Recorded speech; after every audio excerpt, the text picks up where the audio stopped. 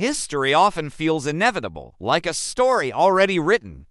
The Roman Empire, a titan of the ancient world, seems like it was always destined to dominate for centuries. But what if I told you that on several occasions, this colossus teetered on the brink of annihilation?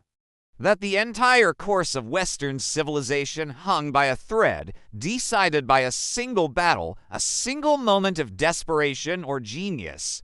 Today, we're not talking about the fall of Rome. We're talking about the times it almost fell, but didn't. These are the battles that could have ended the Roman Empire. Our story begins not with a legion, but with a howl. In the dense, dark forests of Germania, a storm was gathering. Its own 9 AD Rome, under the Emperor Augustus, is at the zenith of its power. 3 of its finest legions, the 17th, 18th, and 19th, are marching under the command of Publius Quinctilius Varus. They're confident, professional, and utterly unprepared for what awaits them. Their guide, a trusted Germanic chieftain named Arminius, a man who had received Roman citizenship, learned Latin, and served in the Roman military. He knew their tactics, their formations, their strengths, and their weaknesses. And he was about to use that knowledge to set the most devastating trap in Roman history. Deep within the Teutoburg forest, Arminius led Varus's legions into a nightmare. The narrow, muddy paths broke the disciplined Roman formations, turning their organized might into a scattered, struggling mob. Then the trap was sprung. From the trees, from the ridges, thousands of Germanic warriors descended. The disciplined legionaries, unable to form their famous testudo or execute their precise maneuvers, were cut down. For 3 days, the slaughter continued. It wasn't a battle, it was an extermination. Over 20,000 Roman soldiers, a tenth of the entire imperial army, were wiped out. When the news reached Rome, the city was gripped by panic. The Emperor Augustus, old and distraught, would reportedly wander his palace for months, banging his head against the walls and crying, "Quinctilius Varus, give me back my legions." Why was this so catastrophic? The Rhine frontier was now wide open. There was nothing to stop a united Germanic force from pouring into Gaul and marching all the way to Italy. Rome's aura of invincibility was shattered. The psychological blow was immense. It forced Rome to accept a permanent boundary at the Rhine River, halting its expansion into northern Europe forever. If Arminius had managed to unite the Germanic tribes and press his advantage, the history of Europe would look completely different. But internal Germanic rivalries saved Rome, allowing them to regroup and secure the frontier. The Teutoburg forest wasn't just a defeat.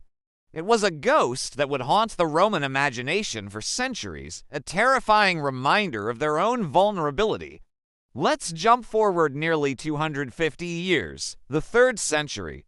A period so chaotic historians call it the crisis of the 3rd century. The empire was fractured, plagued by civil wars, economic collapse, and constant barbarian invasions. It was a house of cards waiting for one final push to topple it. And that push almost came from a direction no one expected, the East, not from the familiar Parthians, but from a new, aggressive power, the Sassanid Persian Empire. And at its head was the ambitious and brilliant king Shapur I into 60 AD. The Roman Emperor Valerian led a massive army to confront him near the city of Edessa. Valerian was desperate to restore Roman prestige and push back the Sassanid threat. The stage was set for a decisive clash of empires. The Battle of Edessa was a disaster of epic proportions for Rome. We don't have a blow-by-blow account, but we know the outcome. The entire Roman army was encircled and annihilated. And for the first and only time in Roman history, an emperor was captured alive in battle. Shapur I didn't just defeat Valerian, he humiliated him. Sassanid carvings show Shapur on horseback with Valerian kneeling before him, a symbol of absolute submission. Legend says Shapur used the Roman emperor as a human footstool to mount his horse. The capture of an emperor, the living embodiment of the Roman state, sent shockwaves across the world. The empire was rudderless, its enemies emboldened. In the east, the breakaway Palmyrene Empire under Queen Zenobia seized Roman provinces. In the west, the Gallic Empire declared independence. Rome was literally falling apart. So, how did Rome survive this? The answer lies in a series of tough, pragmatic, and utterly ruthless leaders who followed, known as the Barracks Emperors. Men like Gallienus, Claudius Gothicus, and Aurelian. They fought tooth and nail, not for glory, but for sheer survival. Aurelian, in a whirlwind 5-year reign, defeated the Alemanni, rebuilt the walls of Rome, reconquered the Gallic Empire in the west, and then marched east to crush Zenobia's Palmyrene Empire. He literally pieced the Roman world back together through sheer force of will.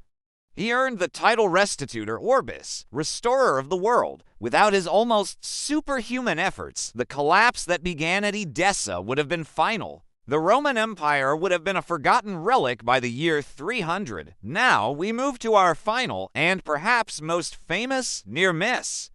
The year is 451 AD. The Western Roman Empire is a shadow of its former self, a fragile state propped up by barbarian mercenaries.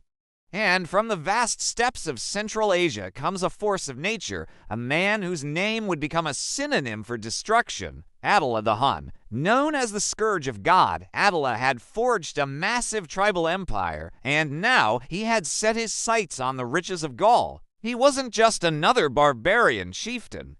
He commanded a seemingly unstoppable horde that had left a trail of terror across Eastern and Central Europe. For the Romans, this was an existential threat.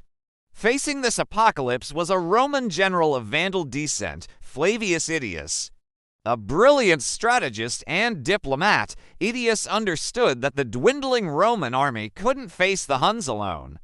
He did something remarkable. He forged a coalition of Rome's traditional enemies. He convinced the Visigoths, the Franks, the Alans, and others that Attila was a threat to them all. On the Catalonian plains, in modern-day France, two of the largest armies of the ancient world collided. It was a chaotic, brutal, and bloody affair. Romans, Goths, and Franks fighting side by side against Huns, Ostrogoths, and a dozen other subject peoples. The fighting was so fierce, an ancient chronicler said a river flowing through the battlefield ran red with blood. At the center of the conflict, the Visigothic king, Theodoric I, was killed, but his son Thorismund rallied his warriors for a furious charge. By nightfall, the battlefield was a scene of unimaginable carnage. Attila had been pushed back to his camp of wagons, but was not decisively defeated. He prepared for a final stand, building a funeral pyre of wooden saddles, ready to throw himself into the flames rather than be captured, but Idius made a calculated decision. He feared that if he completely destroyed the Huns, his powerful Visigothic allies would become the new primary threat to Rome, so he allowed Attila and the remnants of his army to slip away. It was a gamble. Attila would invade Italy the next year, but after his mysterious death in 453, his empire crumbled as quickly as it had formed.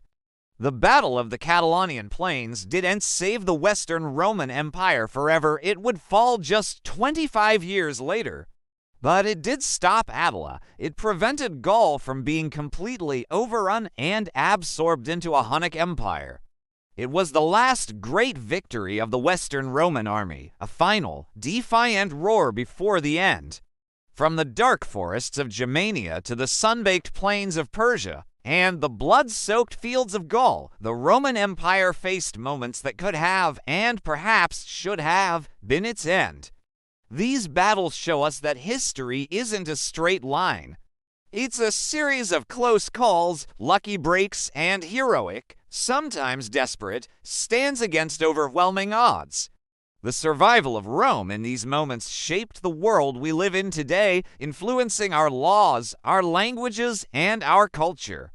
It's a powerful reminder that nothing is guaranteed, and the world we know was built not just on victories, but on the disasters that were narrowly averted. Thank you so much for joining me on this journey through Rome's darkest hours. If you enjoyed this video, please hit that like button and consider subscribing for more deep dives into history. Let me know in the comments which of these battles you think was the most critical. Until next time, stay curious.